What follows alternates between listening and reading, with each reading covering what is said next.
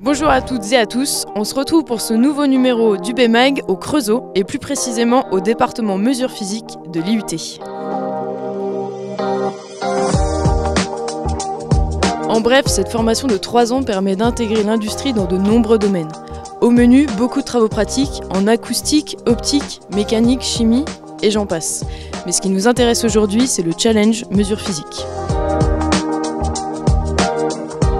Alors le challenge mesures physiques, c'est un challenge qui est organisé entre les différents départements mesures physiques de la France entière. Et en fait, le but, c'est de faire travailler les étudiants en lien avec leur corps de métier, c'est-à-dire développer une chaîne de mesures. C'est le département vainqueur l'année précédente qui va définir un cahier des charges. Cette année, donc, nous allons aller à Montpellier. Donc c'est pour ça, nous, on aura 3 mesures à réaliser. Donc eux, ils auront une mesure de vitesse du vent avec la tramontane, par exemple. Moi et mon camarade qui est pas ici, mais on doit réaliser la détection d'un passage de ballon de handball dans un en-but.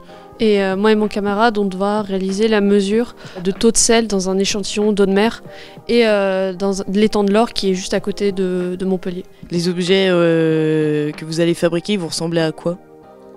Alors pour ma part, donc c'est un anémomètre. Pour vous représenter ça simplement, c'est comme un moulin et le vent va passer dans le moulin et donc avec ça, donc on va mesurer la vitesse du vent. Donc moi, mon système de détection du passage d'en-but, en fait ça va être un laser. De l'autre côté, on va avoir une diode et donc tant qu'elle est éclairée, on va nous dire qu'il n'y a pas eu traversée. Et du moment que ça va couper le faisceau, on va interpréter ça comme le passage du ballon. Et moi, pour ma part, on est parti sur quelque chose d'un peu atypique parce qu'on a décidé de se servir de nos cours d'optique qu'on a eu cette année. Donc en fait, on va se servir d'un prisme et on va envoyer du coup un faisceau laser dedans. Il y a des histoires d'indices de réfraction, ça a l'air compliqué, mais ça l'est pas tant que ça. Ouais. Ne vous inquiétez pas, moi non plus, au départ c'était un peu flou. Mais voilà, donc on va se servir de ça en fait, la manière dont la lumière va être déviée par notre eau, notre échantillon. Et à partir de là, on pourra revenir à notre sel, en fait, notre eau de sel. Pour les étudiants, c'est un projet obligatoire? Les étudiants choisissent en général parmi une liste de projets qui leur est donnée. Le projet est obligatoire, mais pas nécessairement le challenge mesures physiques. Pourquoi vous avez choisi de faire partie de ce projet? Parce que au final, c'est quelque chose où on a beaucoup de liberté qu'on pourrait ne pas trouver sur d'autres projets au final. Qu'est-ce que ça apporte aux étudiants? Parce que c'est quand même une belle aventure collective avec une compétition, etc. Alors ça leur apporte bien des choses en dehors de la pédagogie classique, puisque ça leur permet de se confronter à des problématiques où ils s'aperçoivent que pour développer une application complète, l'investissement en temps est particulièrement important, de même que ça les oblige à aller chercher les compétences auprès des personnes qui peuvent les posséder, qui pourront les faire avancer plus vite. Tout se passe pas forcément comme prévu, c'est sûr. Je sais que là, donc, notre projet, notre boîtier dont j'ai parlé, c'est le 2e projet.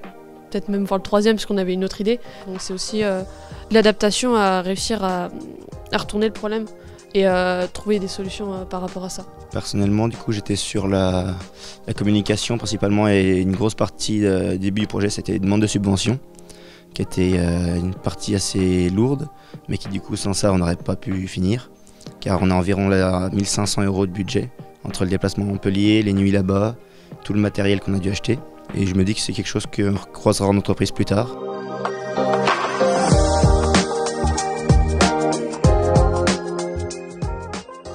Bon, Montpellier, c'est un peu loin. L'équipe du BMAG n'a pas pu y aller, mais on me dit dans l'oreillette qu'on a des nouvelles de nos étudiants.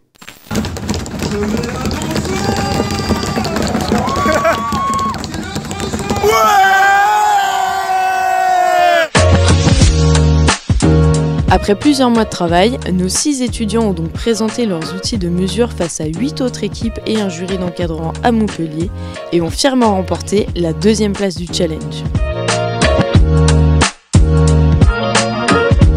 Si vous voulez plus d'informations, vous retrouverez des liens en description sur la formation et le challenge. Quant à nous, on se retrouve le mois prochain pour en apprendre plus sur la sauvegarde de notre patrimoine scientifique. D'ici là, portez-vous bien.